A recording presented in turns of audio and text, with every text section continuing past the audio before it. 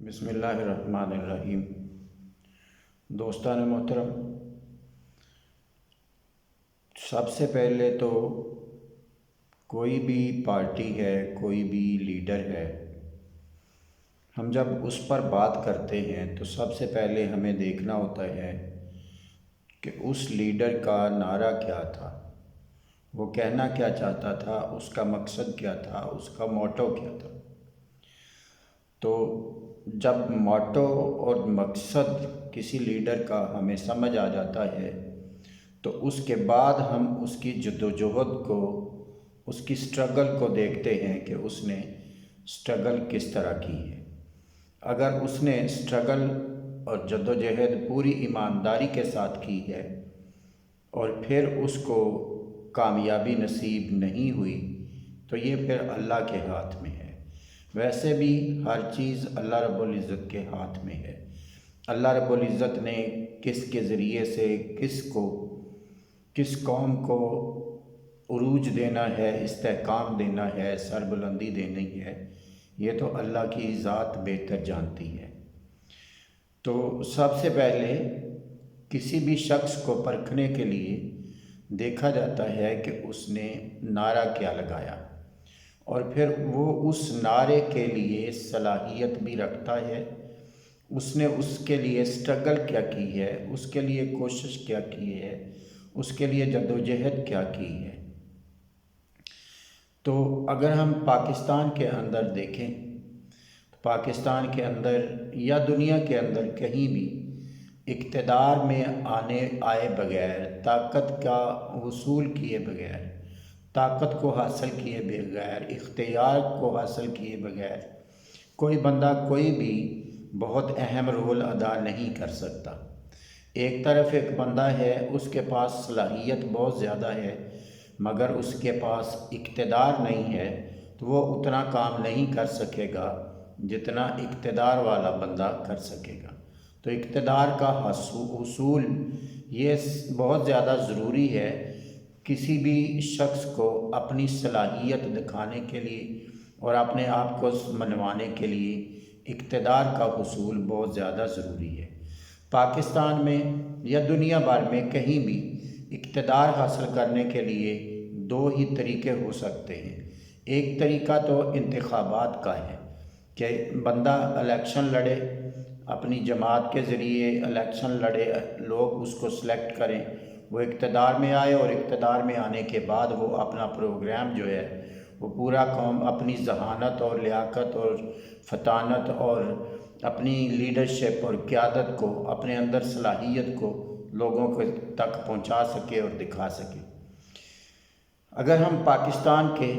Election کے حوالے سے بات کریں تو پاکستان کا الیکشن شاید دنیا کا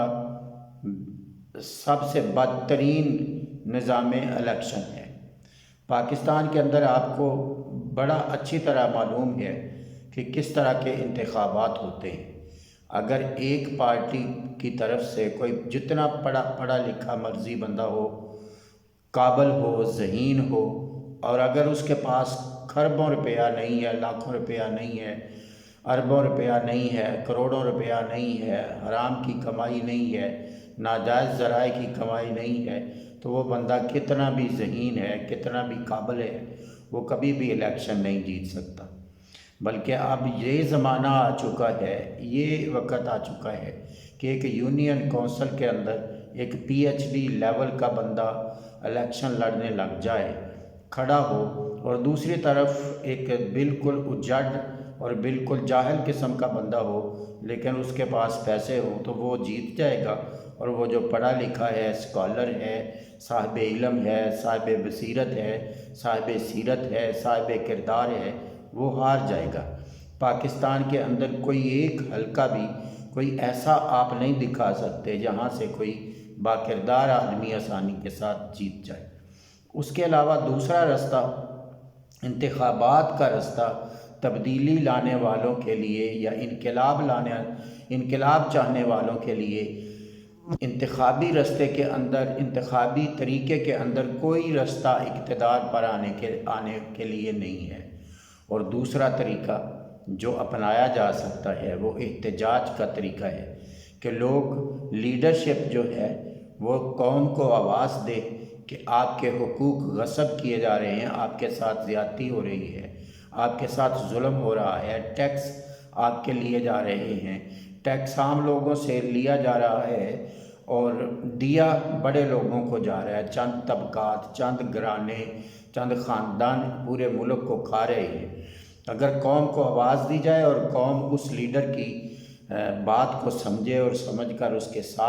کا ساتھ دے اور احتجاج کے لیے سڑکوں پر بازاروں میں نکلے اور وہ اس کے حکم کے مطابق اور اس کے پروگرام کے مطابق اس کا ساتھ دے، تو دوسری صورت میں پھر اس صورت میں وہ اپنے مطالبات وہ جو لیڈر ہے وہ منوا سکتا ہے۔ اور اگر قوم نہ تو انتخابات میں کسی اچھے شخص کا ساتھ دینے کے لیے تیار ہو اور نہ ہی احتجاج میں کسی کے ساتھ چلنے کے لیے تیار ہو،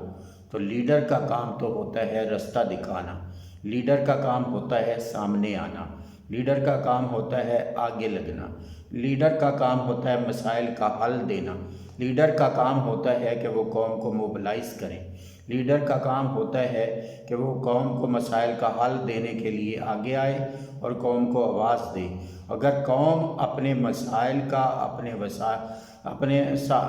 اپنے ساتھ ہونے والے ظلم کا ادراک ہی نہ رکھتی ہو اور اس کو احساس ہی نہ ہو کہ میرے ساتھ ہمارے ساتھ کیا ہو رہا ہے، تو پھر لیڈر کیا کردار ادا کر سکتا ہے؟ آپ نے دیکھا کہ ڈاکٹر محمد طاہر القادری صاحب نے مستفوی انقلاب کا نعرہ لگایا، اس کے لیے پورا پروگرام بنایا اور بغیر پروگرام کے نعرہ نہیں لگایا بلکہ اس کے پر پورا پروگرام لکھا، تحریر کیا اور پوری مشاورت کے ساتھ کیا اور پورے قرآن و سنت کو سامنے رکھ کے دنیا کے انقلابی تحریکوں کو پڑھ کر پھر ایک پروگرام ترتیب دیا اور اس کے مطابق اپنی جدوجہد کا آغاز کیا۔ تو سب سے پہلے جو موجودہ انتخابی نظام ہے اس میں ڈاکٹر طاہر القادری صاحب نے اور پاکستان عوامی تحریک نے قدم رکھا، مگر پورے پاکستان کے اندر صرف ایک سیٹ ڈاکٹر طاہر القادری صاحب خود اپنی جیت سکے، باقی تمام سیٹوں میں پاکستان عوامی تحریک ہر دفعہ ہار گئی۔ اس کی وجہ صرف یہ تھی کہ پاکستان عوامی تحریک کے پاس وہ جو الیکٹورل ہارسز ہیں، جیتنے والے لوگ ہیں، وہ نہیں تھے۔ پاکستان عوامی تحریک کے پاس پڑھے لکھے اور باکردار لوگ تھے، اچھے لوگ تھے، ذہین لوگ تھے، مگر وہ پاکستانیوں کو منظور نہیں تھے۔ اس کے بعد دوسرا طریقہ آزمایا گیا کہ ایک بہت بڑا دھرنا پاکستان عوامی تحریک اور تحریک منہاج القرآن کے کارکنوں نے دیا اور مستفوی انقلاب کی کال دی کہ آئے آپ قوم اٹھے، ہمارا ساتھ دے، ہم پاکستان کے اندر نظام مصطفیٰ کو لانا چاہتے ہیں، مدینہ ریاست مدینہ کو قائم کرنا چاہتے ہیں، اس قانون کو تبدیل کرنا چاہتے ہیں، اس نظام کو تبدیل کرنا چاہتے ہیں اور حضور تاجدار کائنات صلی اللہ علیہ وسلم کا دیا ہوا نظام مصطفیٰ اور انقلاب یہاں پر لانا چاہتے ہیں۔ یہ کال دی گئی تو پوری کی پوری قوم نے جتنا ساتھ دیا اس کو ہر کوئی جانتا ہے۔ پاکستان عوامی تحریک نے اور تحریک منہاج القرآن کے کارکنوں نے شہادتیں دے سکتے تھے وہ بھی دی، مال و دولت دے سکتے تھے وہ بھی دیا،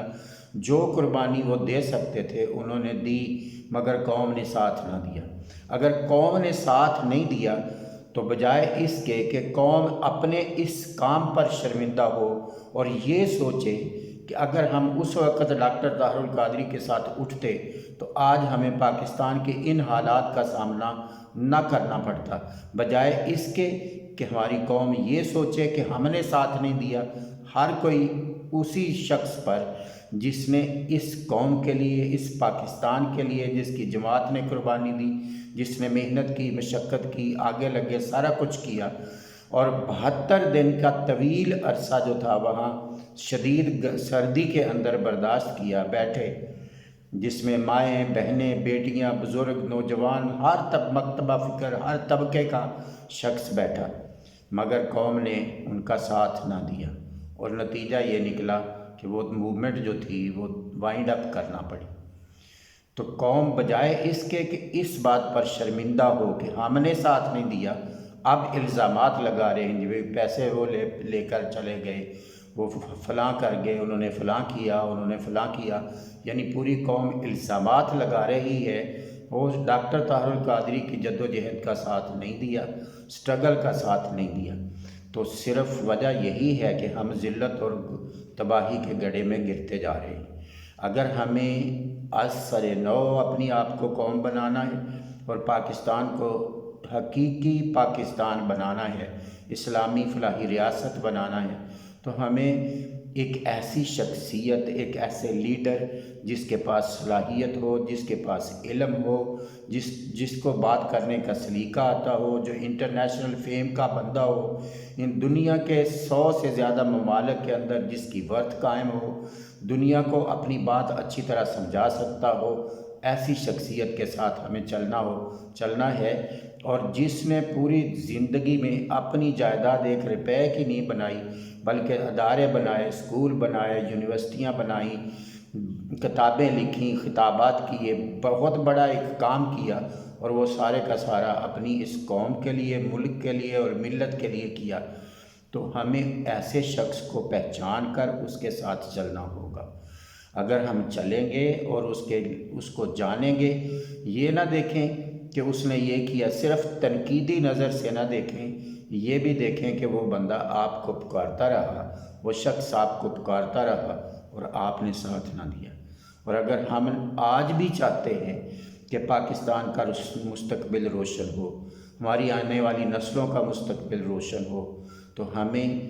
ڈاکٹر طاہر القادری صاحب جیسی شخصیت کا ساتھ دینا ہوگا۔ والسلام علیکم ورحمۃ اللہ وبرکاتہ۔